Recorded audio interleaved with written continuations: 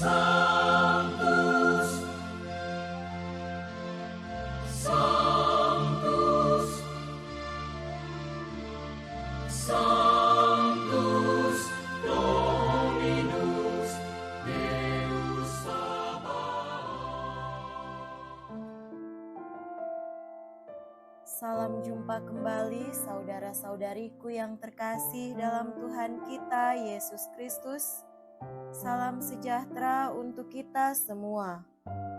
Berkat Allah yang Maha Kuasa senantiasa menyertai kita.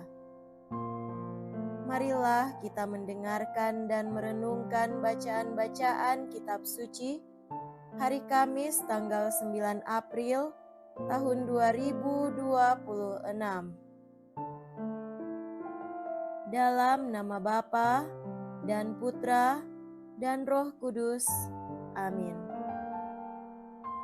Bacaan pertama dari Kisah Para Rasul bab 3 ayat 11 sampai 26. Petrus dan Yohanes menyembuhkan seorang yang lumpuh. Ketika orang lumpuh yang disembuhkan itu tetap mengikuti Petrus dan Yohanes, seluruh orang banyak yang sangat keheranan datang mengerumuni mereka di serambi yang disebut Serambi Salomo. Petrus melihat orang banyak itu, lalu berkata, "Hai orang Israel, mengapa kamu heran tentang kejadian itu? Dan mengapa kamu menatap kami seolah-olah kami membuat orang ini berjalan karena kuasa atau kesalehan kami sendiri? Allah Abraham, Ishak dan Yakub, Allah nenek moyang kita, telah memuliakan hamba-Nya, yaitu Yesus yang kamu serahkan dan tolak di depan Pilatus, walaupun Pilatus berpendapat bahwa ia harus dilepaskan. Kamu telah menolak yang kudus dan benar, dan malah menghendaki seorang pembunuh sebagai hadiahmu. Demikianlah Yesus, pemimpin kepada hidup, telah kamu bunuh. Tetapi Allah telah membangkitkan Dia dari antara orang mati. Dan tentang hal itu, kami adalah saksi. Karena kepercayaan dalam nama Yesuslah, maka nama itu telah menguatkan orang yang kamu lihat dan kamu kenal ini. Kepercayaan itulah yang telah memberi kesembuhan kepada orang ini di depan kamu semua. Hai saudara-saudara, aku tahu bahwa kamu telah berbuat demikian karena ketidaktahuan, sama seperti semua pemimpinmu. Tetapi dengan jalan demikian, Allah telah menggenapi apa yang telah difirmankan dahulu dengan perantaraan nabi-nabinya, yaitu bahwa Mesias yang diutusnya harus menderita. Karena itu sadarlah dan bertobatlah, supaya dosamu dihapuskan, agar Tuhan mendatangkan waktu kelegaan dan mengutus Yesus yang dari semula diuntukkan bagimu sebagai Kristus. Kristus itu harus tinggal di surga sampai waktu pemulihan segala sesuatu, seperti yang difirmankan Allah dengan perantaraan nabi-nabinya yang kudus di zaman dahulu. Bukankah telah dikatakan Musa, Tuhan Allah akan membangkitkan bagimu seorang nabi dari antara saudara-saudaramu, sama seperti aku. Dengarkanlah dia dalam segala sesuatu yang akan dikatakannya kepadamu. Dan akan terjadi bahwa semua orang yang tidak mendengarkan nabi itu akan dibasmi dari umat kita. Dan semua nabi yang pernah berbicara, mulai dari Samuel dan sesudah dia, telah bernubuat tentang zaman ini.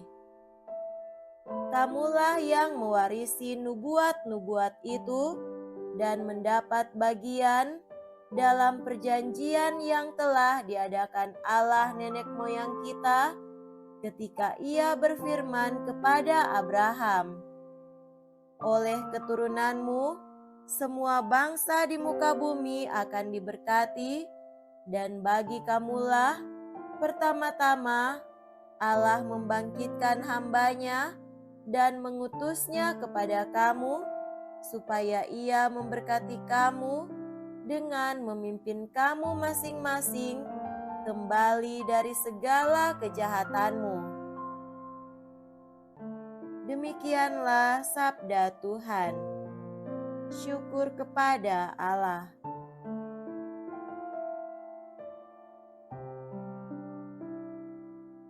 Semoga Tuhan beserta kita sekarang dan selama-lamanya. Inilah Injil suci menurut Santo Lukas. Dimuliakanlah Tuhan. Injil Lukas bab 24 ayat 35 sampai 48. Dua murid yang dalam perjalanan ke Emmaus ditemui oleh Yesus yang bangkit, segera kembali ke Yerusalem. Mereka menceritakan kepada saudara-saudara apa yang telah terjadi di tengah jalan dan bagaimana mereka mengenali Yesus pada waktu Ia memecah-mecahkan roti. Sementara mereka bercakap-cakap tentang hal itu, Yesus tiba-tiba berdiri di tengah-tengah mereka dan berkata, "Damai sejahtera bagi kamu." Mereka terkejut dan takut karena menyangka bahwa mereka melihat hantu. Akan tetapi, Yesus berkata kepada mereka, "Mengapa kamu terkejut, dan apa sebabnya timbul keraguan-raguan di dalam hatimu? Lihatlah tangan dan kakiku. Aku sendirilah ini. Rabalah aku dan lihatlah, karena hantu kan tidak ada daging dan tulangnya, seperti yang kamu lihat ada padaku." Sambil berkata demikian, Ia memperlihatkan tangan dan kakinya kepada mereka. Dan ketika mereka belum juga percaya karena girang dan masih heran, berkatalah Yesus kepada mereka, "Adakah padamu makanan di sini?" Lalu mereka memberikan kepadanya sepotong ikan goreng. Ia mengambilnya dan memakannya di depan mata mereka. Yesus berkata kepada mereka, "Inilah perkataan yang telah kukatakan kepadamu ketika aku masih bersama-sama dengan kamu, yakni bahwa harus digenapi semua yang ada tertulis tentang aku dalam kitab Taurat Musa, kitab nabi-nabi, dan kitab Mazmur." Lalu Yesus membuka pikiran mereka sehingga mereka mengerti kitab suci. Katanya kepada mereka, "Ada tertulis demikian, Mesias harus menderita dan bangkit dari antara orang mati pada hari yang ketiga. Dan lagi, dalam namanya, berita tentang pertobatan dan pengampunan dosa harus disampaikan kepada segala bangsa, mulai dari Yerusalem." Kamu adalah saksi dari semuanya ini. Demikianlah sabda Tuhan. Terpujilah Kristus.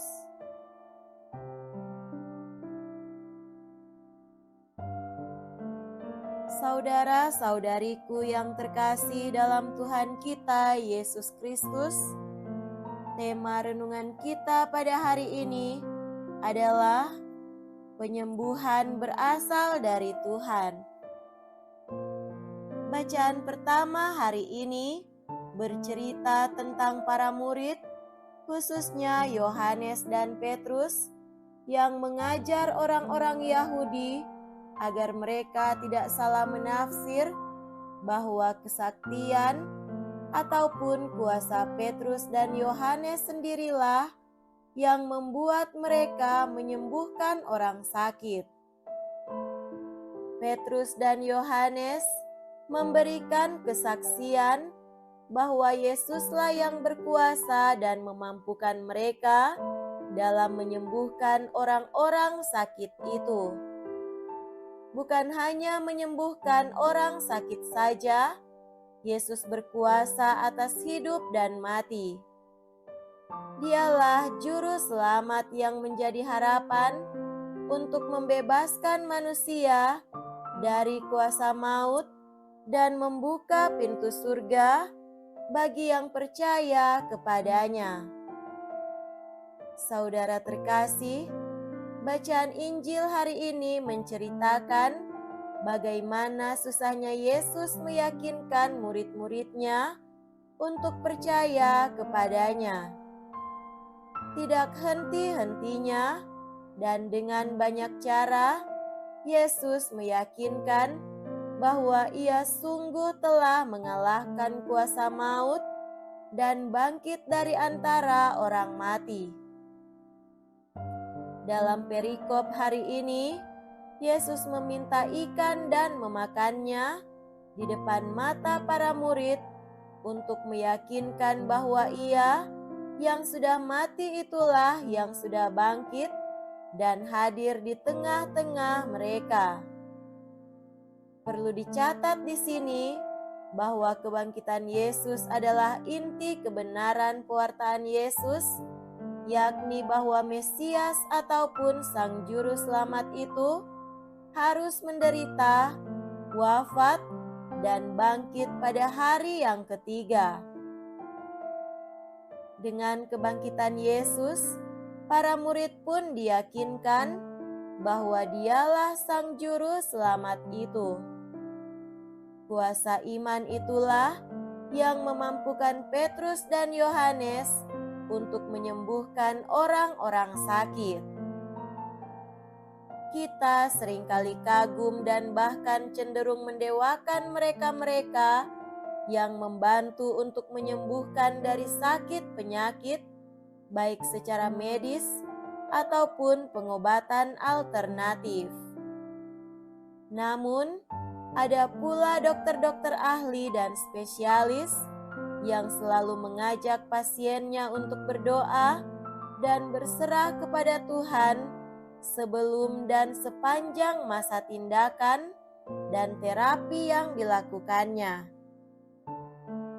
Ditegaskan oleh mereka bahwa mereka hanya melaksanakan yang terbaik. Kuasa penyembuhan sepenuhnya ada pada Tuhan yang Maha Kuasa.